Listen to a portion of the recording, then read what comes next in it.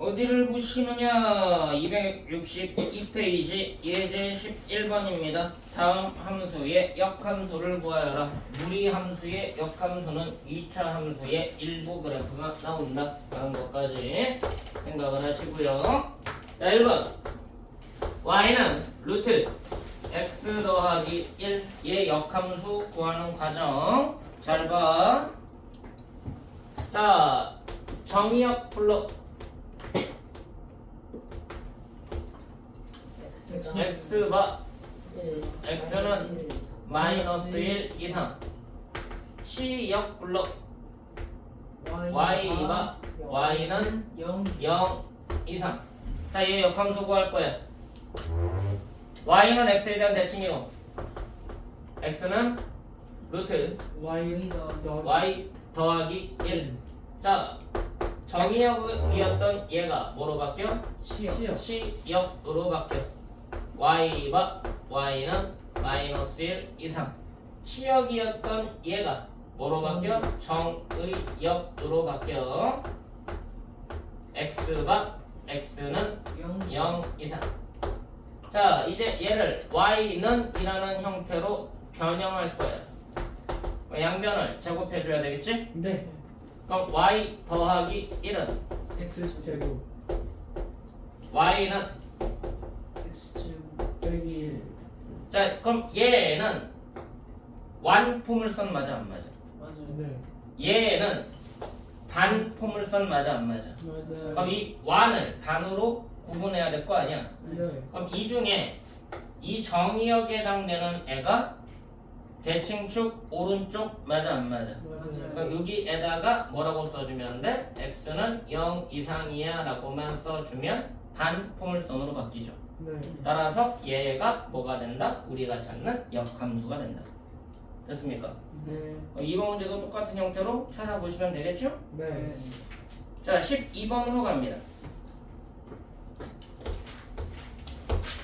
12번에 보시면 fx가 루트 2x 빼기 2 더하기 1이라고 되어 있습니다. 얘 그래프와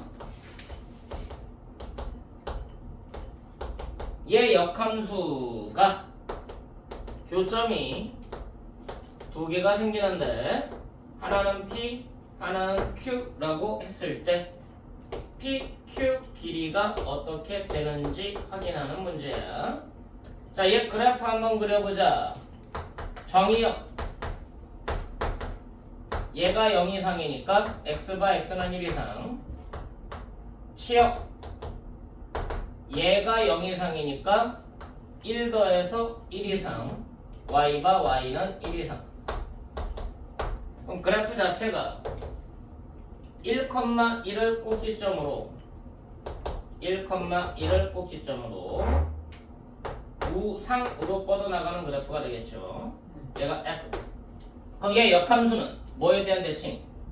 y는 x. y는 x에 대한 대칭. 그럼 그래프가 어떻게 생겼다는 얘기야? 대칭 이동시키면 이렇게 생겼다는 얘기네. 됐어? 그럼 얘가 f의 역함수. 그럼 f와 f 역함수의 교점은 뭐하고 뭐의 교점과 같다? f와 y는 x 교점과도 일치한다. 교점 중에 하나는 지금 눈에 보이지? 1,1. 그럼 교점 중에 또 다른 하나는 얘네 둘을 뭐 하면 된다? 연립하면 된다. 그럼 주어진 fx하고 얘를 연립한다 라는 얘기는 얘네들이 같다라고 놓고 푸는 거죠. 네. 그럼 얘가 뭐가 되도록? x가 되도록. 그래서 1 넘어가서 양변 제곱하시면 2x 빼기 2는 x 빼기 1의 제곱이더라. 왼쪽에도 x 빼기 1 보여 안 보여? 그럼 그냥 공식만 생각하지 마시고 이 묶어서 넘어가면 x 빼기 1이 공통이고 x 빼기 1 빼기 2 되는 거 보여 안 보여? 그럼 x 빼기 3 되냐? 네. 그럼 교점의 x좌표가 1이거나 3 되는 거 맞니? 네. 그럼 여기 1인 거 찾았으니까 여기가 뭐가 돼? 3. 3. 그럼 여기도 뭐가 돼? 3. 3. 따라서 이 길이를 구하래. 이거 무슨 삼각형이에요? 직각이네. 직각 이등변이죠. 둘, 둘. 그럼 1대1 대 루트 2 얼마? 2루트. 2 루트 2가 우리가 원하는 PQ의 길이가 된다. 됐습니까? 네. 그래프를 그려보란 얘기야. 자, 이렇게 해서 뭐가 마무리가 된 거예요? 무리 함수가 마무리가 된 겁니다. 그럼 이제 마지막 단원 경우의 수가 남아있네요.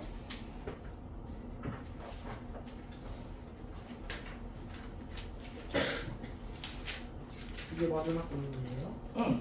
뒤에는 뭐예요? 뒤에는 경우의 수. 7, 8, 9가 다 경우의 수예요? 응. 다 경우의 수입니다.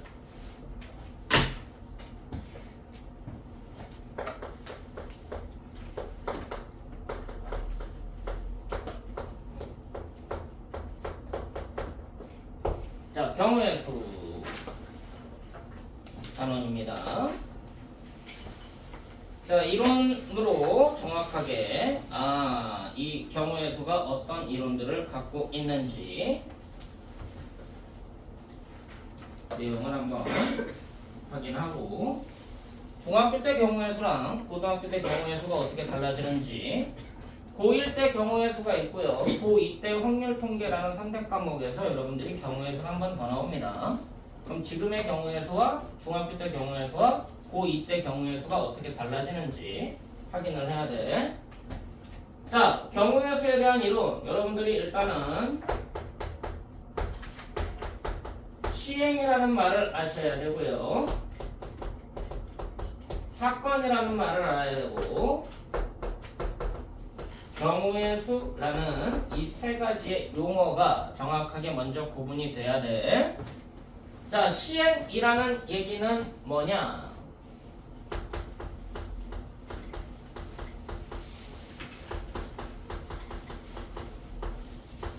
우연의 결과가 이루어지는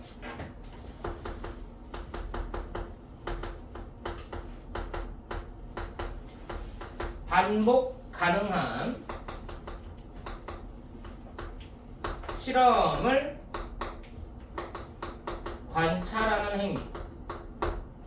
우연의 결과물들에 의한 반복 가능한 실험 및 관찰, 이걸 보고 우리가 시행이라고 얘기를 한다. 반복 가능해야 되고 우연의 결과물들로 이루어져야 되고, 그러한 실험이나 관찰 행위를 행위야, 행위. 시행이라고 한다는 거. 됐어? 네. 자, 주사위를 던지자. 그럼 우연의 결과물들이 나오겠지? 네. 동전을 던지자. 앞면과 뒷면이 우연의 결과로 만들어지겠지? 네. 갑자기 바닥에 꽂혔어. 그런 거 아니지? 맞아, 안 맞아? 그런 우연이 아니야. 자, 우연의 결과가 나와야 되고요. 반복이 가능해야 돼. 주사위를 여러 번 던질 수가 있으니까. 이해됐어? 그런 실험 및 관찰하는 행위를 시행이라고 하는 거다. 행위야, 행위. 자, 그럼 이 사건이라는 건 뭐냐?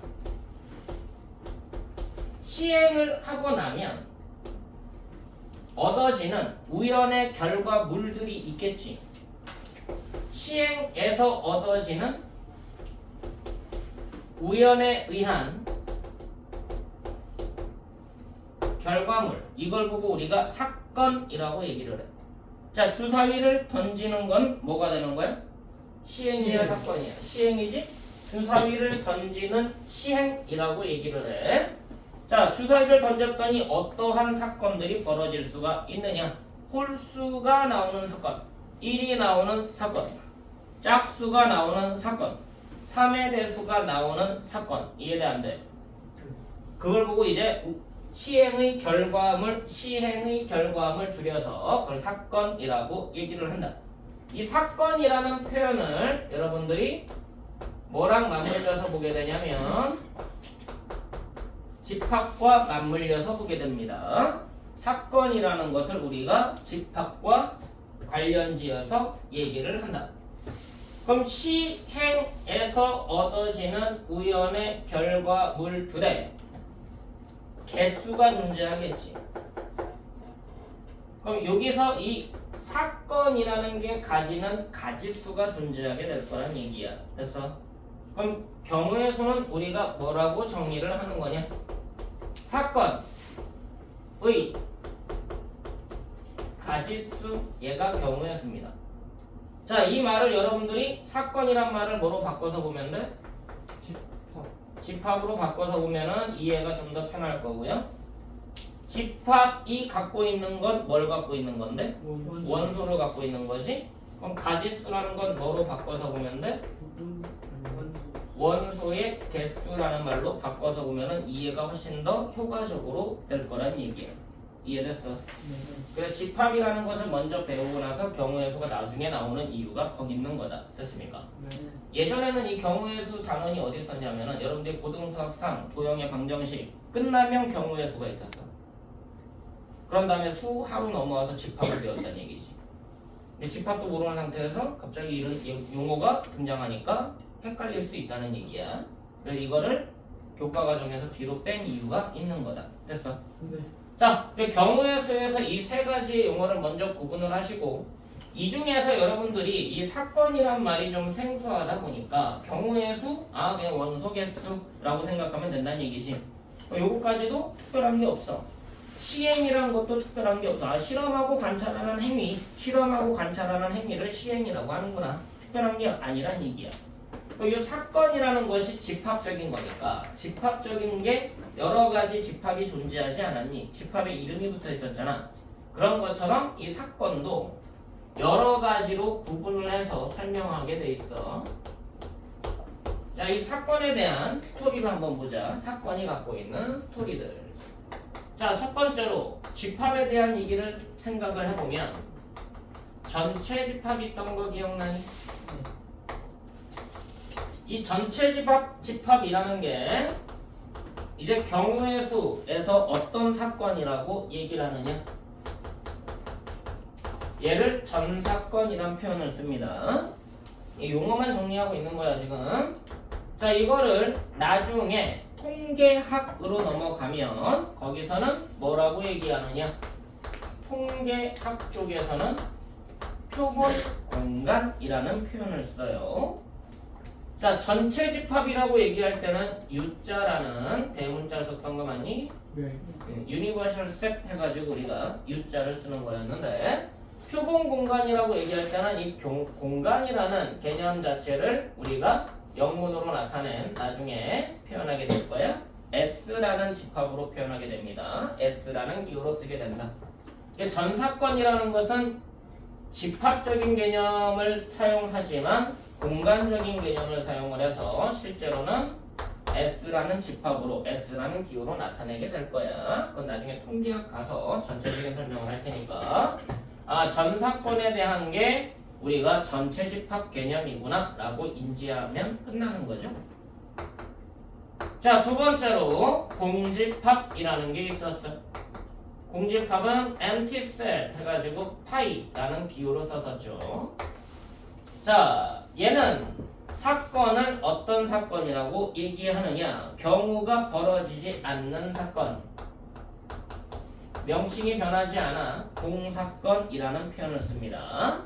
기호로는 공집합 기호를 고스란히 따라갑니다. 되셨나요? 자, 세 번째. 어떤 사건이란 말이 있느냐? 이제부터는 집합하고 따로 구분이 돼. 근원 사건이라는 개념이 있어. 자, 근원 사건이라는 건 뭐냐? 집합으로 설명하면 이렇게 설명하면 돼.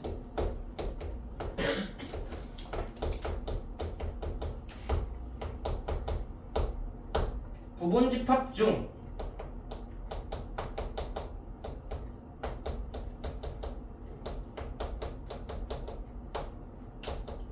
원소가 한 개인 집합, 이게 근원 사건이라고 불리는 애들인 거예요. 자, 전 사건을 이렇게 표현을 해볼게. E1, E2, E3 쭉 가서 EN이라는 표현을 써보겠습니다. 그러면 전체 집합 개념인 거고 얘네들 외에는 경우가 나온다 안 나온다? 안 나온다는 거지. E1부터 EN까지 총 N가지의 경우로 이루어지는 시행을 하고 있는 거야. 됐어 안 됐어? 그랬을 때 이 공사건이라는 것은 의미가 특별하게 없겠죠. 그냥 공집합이죠. 그럼 S의 근원사건을 뭐라고 부르겠니? S의 근원사건.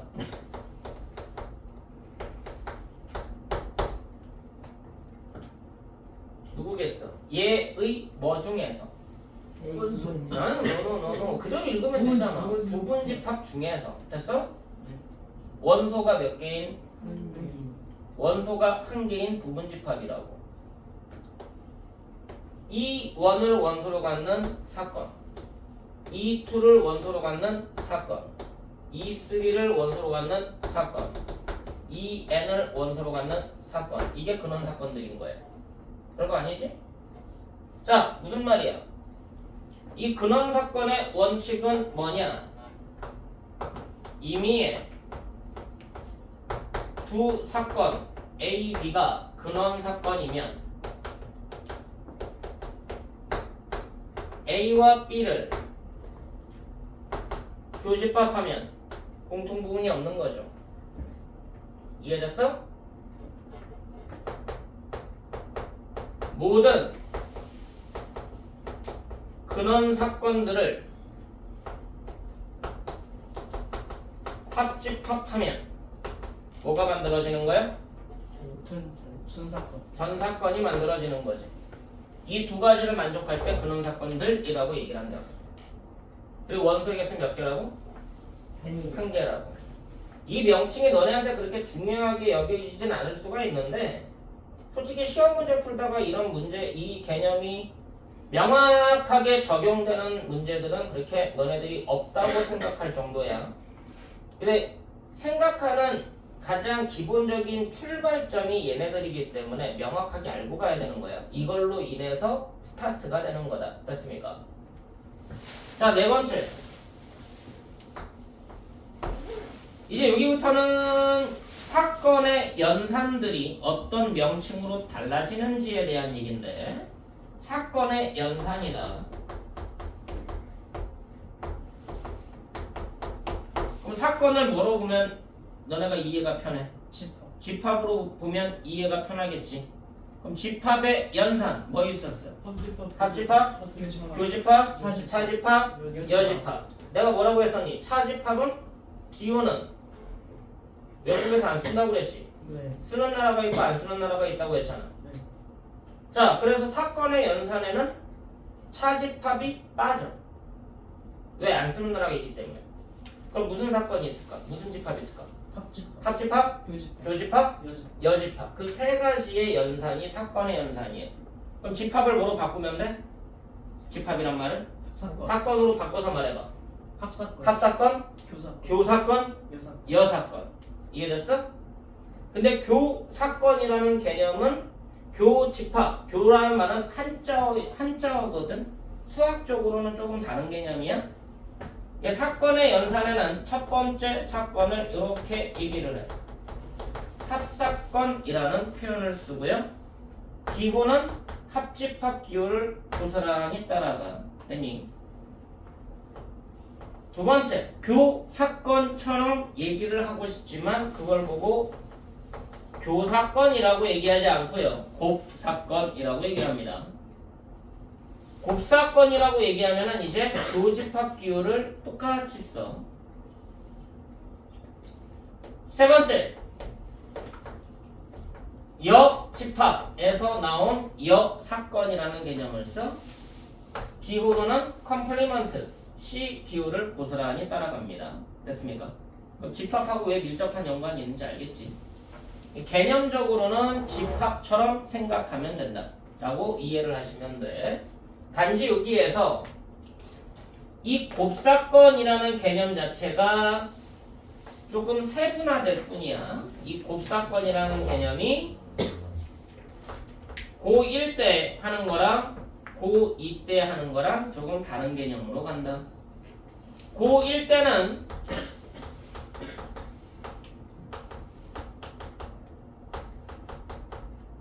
교집합 개념으로 설명을 해.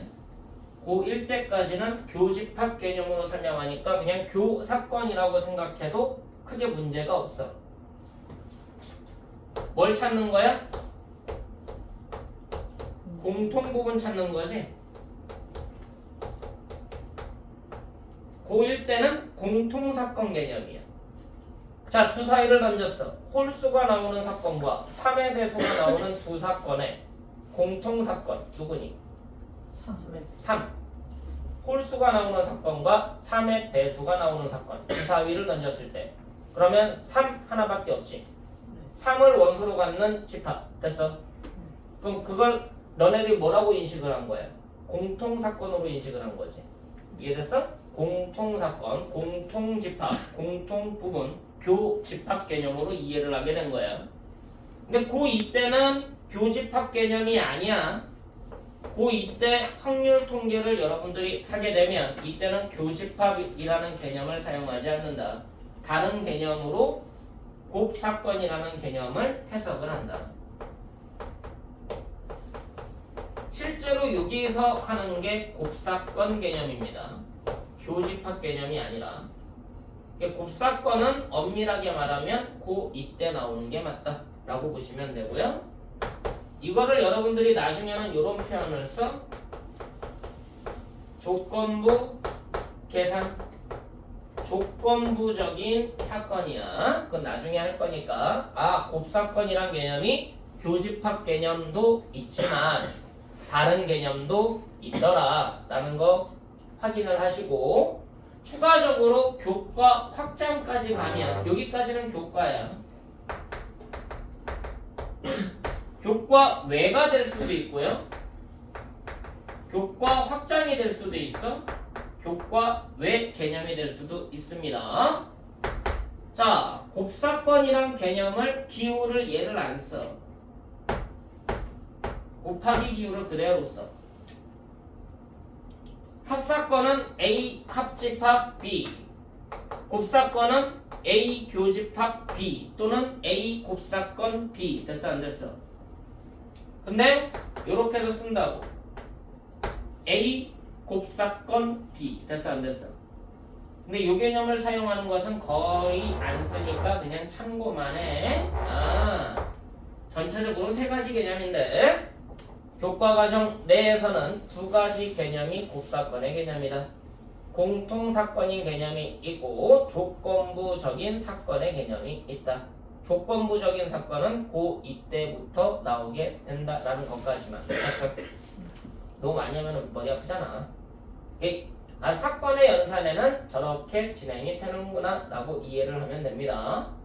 자, 이제 여기에서 여러분들이 이 합사건을 계산하는 방식이 어떻게 될 거냐라는 것에 대한 물음표를 던지게 되는데, 이게 왜 합사건과 곱사건으로 나눠지게 되냐면 이 경우의 수를 따짐에 있어서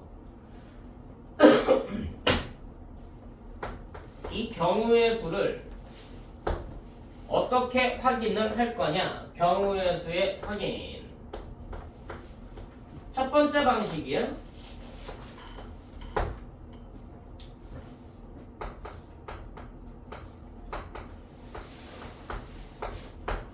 결국 경우의 수는 셈다의 원칙을 벗어나지 않거든. 세봐라. 하나씩 세봐라. 맞아 안 맞아? 하나씩 따져봐라. 하나씩 나열해서 따져봐라. 하나씩 세봐라. 셈다의 개념 뭐야? 빠짐없이 세는 법을 배우는 게 경우의 수야. 그래서 케이스를 구분하는 원칙을 지키는 게 경우의 수입니다. 이걸 통해서 수학에서 여러분들이 뭔가 조건이 주어지면 그 조건에 맞춰서 케이스를 구분하는 능력을 키워가는 과정이야. 이런 경우와 이런 경우와 이런 경우로 나눌 수밖에 없구나 라는 걸 배우는 과정입니다. 케이스 구분법이라고 보시면 돼요. 자, 그럼 케이스 구분법을 너네가 어떻게 빠짐없이 세겠느냐라는 게 수학적으로 딱 두 가지밖에 없다라고 얘기를 해. 사전식 배열법을 사용해라. 두 번째는 쟤를 그림화시킨 수형도를 이용을 해라. 이 두 가지 외에는 빠짐없이 세는 방법은 수학적으로 없더라라는 거예요. 아 선생님 저는 자꾸 경을 세다 보니까 뭔가를 빠뜨려요. 케이스 구분하는 그것까지 생각 못했어요. 뭐 안 된 거야. 사전식 배열이나 수형도 이론이 안 된 거야. 뭔지 알겠어? 그럼 사전식 배열법은 뭐니? 사전식 배열법. 맨 첫 번째에서 하는 데까지 다 끝났느냐? 다 끝나야 그 다음 경우로 넘어간다는 얘기지.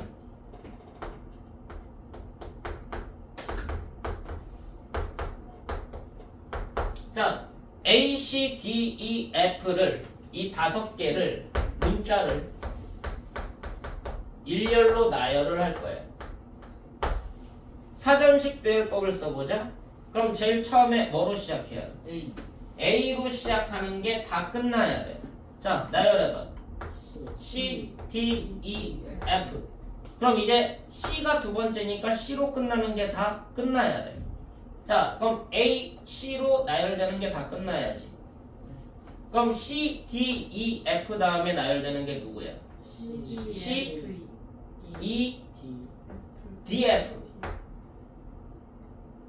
C, E, F, D. 됐어? 이상하니? CD, FE 미안. 내가 잘못했어. 날 용서해줘. CD, FE. 그럼 C, D로 시작하는 거 끝났지? 그럼 C 다음에 다시 뭐로 가? E로 가서 이제 DF가 나오거나 FD가 나오거나. 그럼 C, E로 시작하는 거 끝났지? 그럼 C, F로 시작하면 D2로 끝나거나 ED로 끝나거나. 그럼 CF로 하는 것도 끝났지? 그럼 이제 뭐로 끝난 거야? C로 하는 게 끝났지? 그럼 A 다음에 다시 뭐가 출발해? D로 출발하는 게 나오겠죠? 그래서 D로 하는 게 끝났지? 그럼 A 다음에 뭐가 나와야 돼? E로 시작을 해야 되겠지? 그 다음엔 A 다음에 F가 나오겠지? 이렇게 끝나야지 그 다음으로 넘어간다고. 그럼 이제 A로 시작하는 게 끝나면 다시 뭐로 출발해라? C로 시작하는 거 다시 한번 출발해라. 이렇게 나열하는 걸 사전식 배열법. 됐어? 별거 아닌 것 같지만 열나 어려운 거야 이거. 알겠니? 진짜 어려운 거야.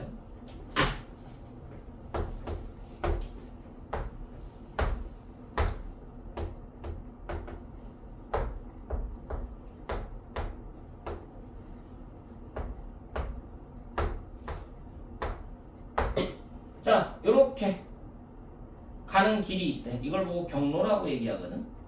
됐니? 자, A에서 스타트 할 거야. 어디에 도착하길 원하느냐? D에 도착하길 원해. 됐어? 자, A에서 시작해서 같은 지점은 지나지 않을 거야. 알겠니?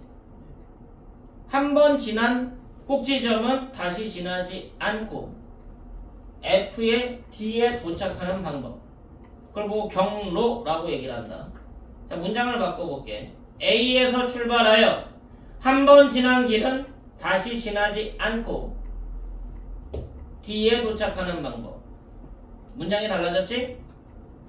한 번 지난 지점은 지나지 않는 거나 한 번 지난 길은 다시 지나지 않는 거나. 됐어 안 됐어? 자, 한 번 지난 지점은 지나지 않고 요 D에 도착하는 방법 한번 보자. 그럼 A에서 출발해서 어디로 가야 돼? B 아니면 E로 가야지. 나열하지 않고 B 아니면 E로 갈 거야. 자, A에서 B까지 왔어. 그럼 B에서 D 또는 C로 가는 경로가 생기죠. 그럼 D로 가면 끝난 거 맞지? 네. 됐어? 네. 그럼 C까지 왔어. A, B, C까지 왔어. C에서 갈 수 있는 게 B 또는 되돌아가면 안 되니까 E. D 또는 E. E. 그럼 D로 끝났지. 네. 자, E까지 왔어. A, B, C, E까지 왔어. 어디로 가야 돼? T. D로 가야지. 만약에 여기가 연결되는 고리가 있으면 E까지 왔을 때 B까지 갔다가 다시 올 수도 있잖아. 네. 근데 B까지 가는 순간 뭐가 돼? 한 번 지난 지점을 다시 거치게 되지. B를 한 번 거쳤다고 왔잖아. 네. 이해됐어? 근데 만약에 한 번 지난 길은 다시 가지 않는다라고 하면은 여기에서 B도 다시 갈 수 있는 거 맞아 안 맞아? 맞아요. 무슨 말인지 알겠니? 그럴 때마다 경로가 달라져. 그럼 이제 A에서 B로 갔다가 가는 건 끝났지. 네. 그럼 이제 A에서 E로 갔다가 가는 방법 보자. 정신 차리고들 들어. 어디로 갈 수 있어? C. D로 가서 끝내는 방법이 있고 C로 가는 방법이 있겠죠? 네. 그럼 A, E, C까지 왔어. C에서 가는 방법은 B. D. D로 가서 끝나거나 B로 가거나. 그럼 B로 갔으면 어디로 와야 돼? D로 가서 끝나는 거지. 이게 수형도. 됐니 안 됐니? 이런 걸 보고 우리가 수형도라고 얘기를 하는 거예요. 아까처럼 하나씩 나열하는 게 사전식 배열법. 이거는 수형도. 됐습니까? 저 두 가지 외에는 빠짐없이 세는 방법은 수학적으로 존재하지 않는다. 그럼 너네가 뭐 해봐야 돼? 지금은 저 방식을 통해서 세는 방법에 대해서 고민을 해봐야 돼. 자, 이거는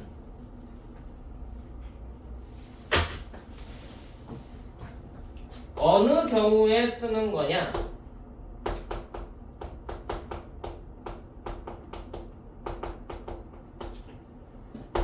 한 개 사건에 대한 경우의 수를 구할 때 쓰는 이론인 거야. 맞아 안 맞아?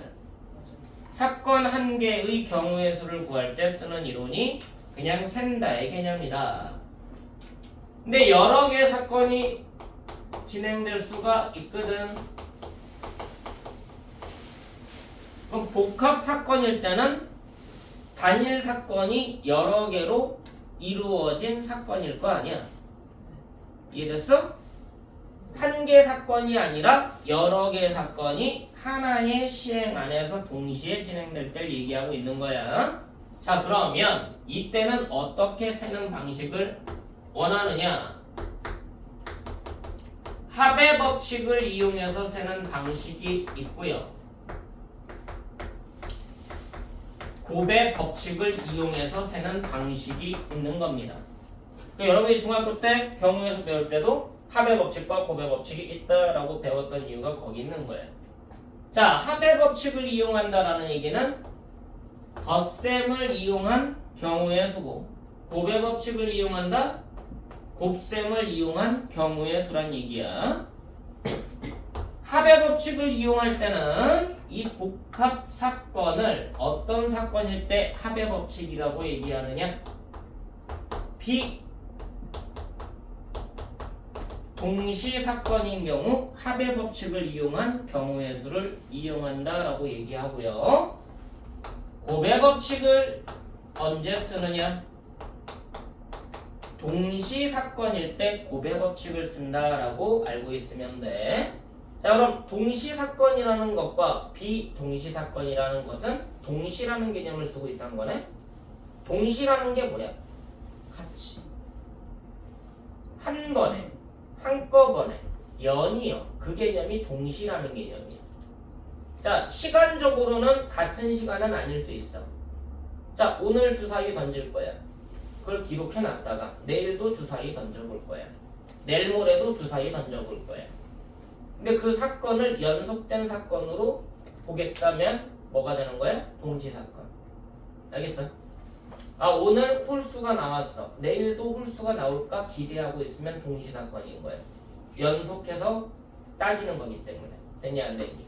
근데 시간적인 동시를 말하는 게 아니다 라는 거 사건적인 동시의 개념이다. 연속된 개념이다. 자, 주사위 두 개를 동시에 던질 때 그건 뭐야? 시간적인 동시도 일치하는 거지. 주사위 두 개를 동시에 던지자.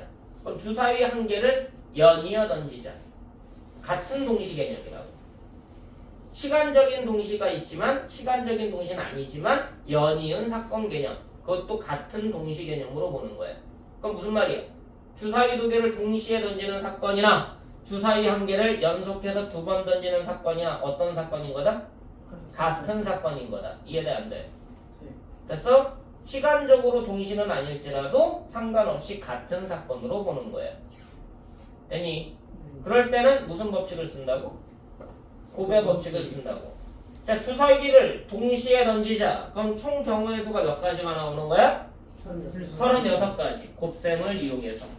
주사위를 연이어 한 개씩 두 번 던지자. 총 경우의 수가 몇 가지가 되는 거야? 동시 개념이니까 36가지가 되는 거예요.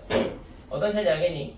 근데 그게 비동시 사건으로 보자. 주사위 A와 B를 던졌는데 걔네들을 동시 사건으로 안 볼 거야. 비동시 사건으로 볼 거야. 그럼 무슨 법칙을 쓸 거라고? 합의 법칙을 쓸 거라고. 그럼 총 경우의 수가 몇 가지가 돼? 12가지가 되는 거야. 이해됐어? 이해됐어? 네. 자, 그래서 합의 법칙을 이렇게 봅니다. 두 사건 A와 B가 있는데요. 사건 A 또는 사건 B 5월이라는 개념이 사용되면 뭐가 되는 거다? 비동시 사건이라고 인식을 하는 거다. 되니 안 되니? 5월이라는 개념이 적용되면 비동시 사건. 사건 A and 사건 B 그리고 라는 개념이거나 사건 A, B 모두 all이라는 개념이거나 사건 A하고 사건 B 사건 A 후 사건 B 이건 무슨 개념인 거야? 연이은 개념이지. 아우 됐어? 됐어 안 됐어? 이 경우를 우리가 뭐로 보는 거다? 동시 사건으로 보는 거다. 시간적인 동시냐? 시간적인 동시는 아니어도 그냥 동시냐? 됐어 안 됐어? 얘네들 개념을 우리가 동시 사건으로 보고 얘네들 경우의 수를 구할 때는 뭐를 쓴다? 곱의 법칙을 쓴다. 곱셈을 이용해서 계산하고 비동시 사건 5월이라는 개념이 보이면 이거는 뭐를 쓴다? 덧셈이라는 개념을 쓴다. 근데 이 5월이라는 개념 안에는 집합에서 설명했었어.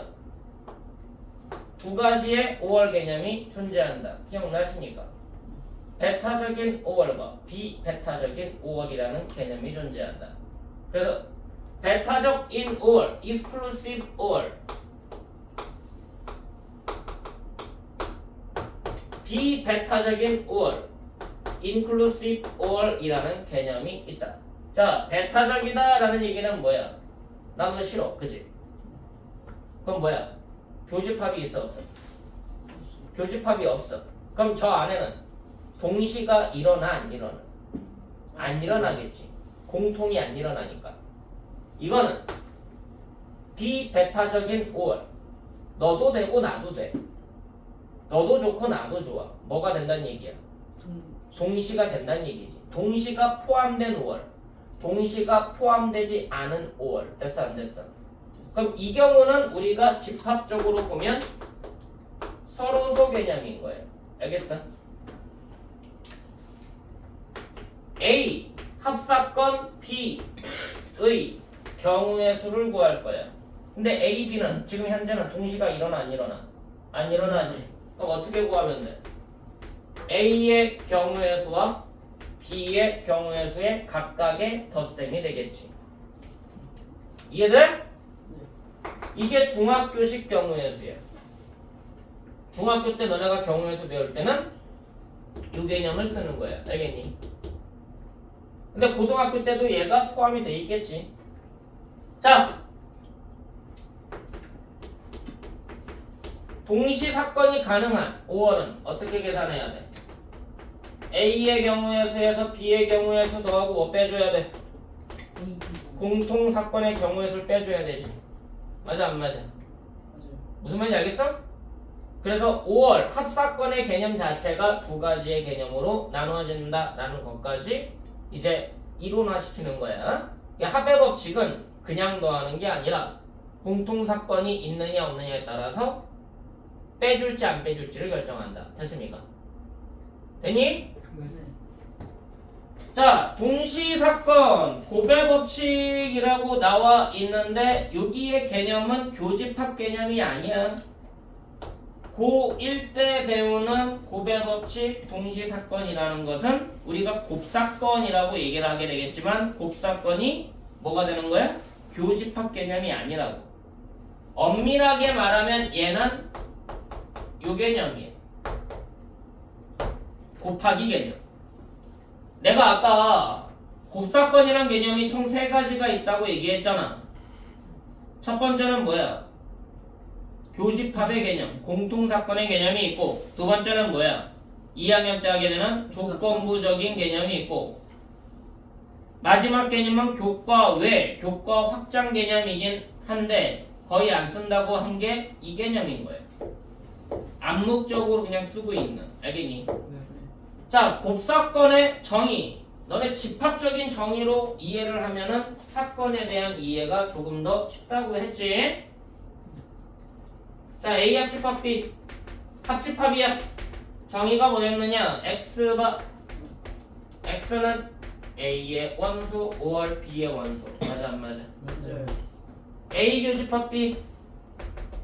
X가 정신 차리고들 들어. X는 A의 원소 and B의 원소.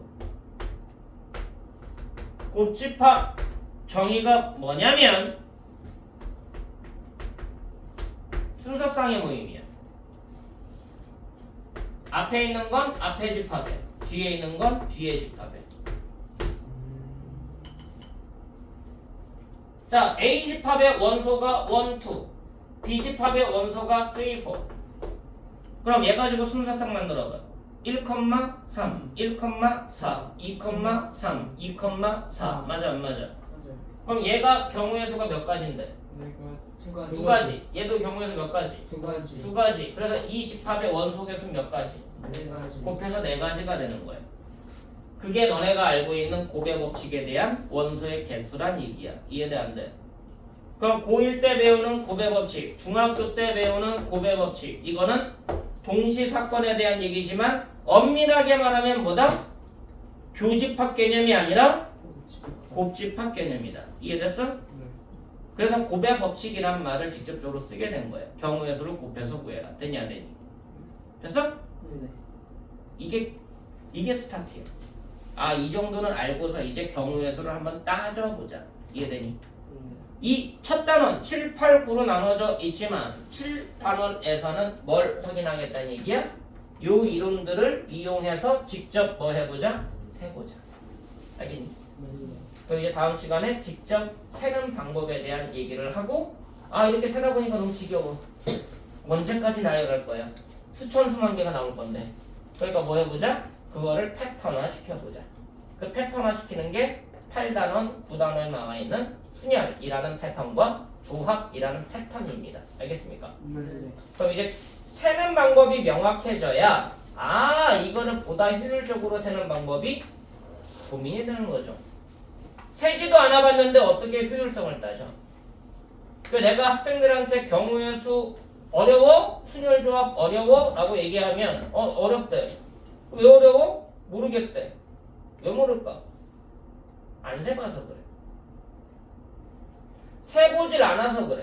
직접 세보지 않았기 때문에 아 이게 이렇게 되는구나 라는 걸 모르는 거야. 그러니까 그게 어려워 보이는 거야. 그냥 그것만 외우려고 하니까. 순열이 먼저만 외우려고 하니까.